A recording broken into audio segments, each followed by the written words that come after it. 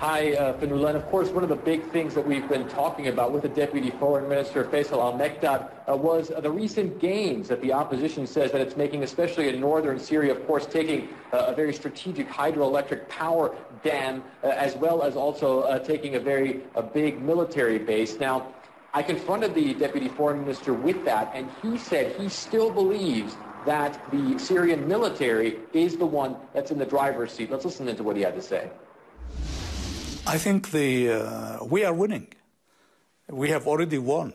You are in Damascus. You are aware of what's happening around Damascus.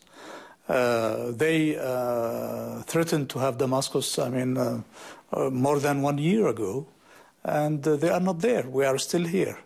How do you see this evolving in the future? What we want to do is to solve the issue on peaceful basis.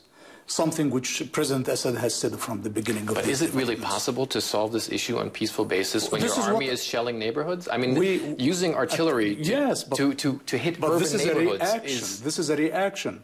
You cannot imagine the damage and destruction and the killing and the crimes committed by these people against civilians. What could a peaceful solution look like, and where could negotiations start? Because that seems to be one of the biggest problems at the moment. We hope that those who are willing to stop the destruction of Syria come to the national dialogue without conditions, to sit together as Syrians under Syrian leadership and sort out our problems together.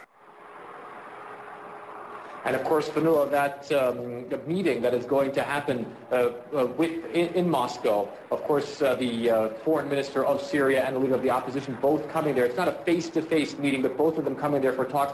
That might be a small first step. But it still seems to be the big problem, what terms peace talks could happen. The Syrian government, of course, saying they want talks to happen in Damascus. They want the opposition to come here, whereas the opposition says they want these talks to happen in northern Syria, perhaps, or outside the country. So right now, both sides still very much at loggerheads. Both sides also claiming that they're making significant gains on the battlefield as well, and that therefore they are the ones who can set the terms as to where these negotiations and how these negotiations take place. So still a lot dividing these sides, obviously, and the conflict getting worse, if anything, rather than better. Nevertheless, those meetings that happen in Moscow could be a small first step to these two sides trying to get to the table. And a lot of attention will be focused on that. Thanks very much, Fred Pratkin in Damascus.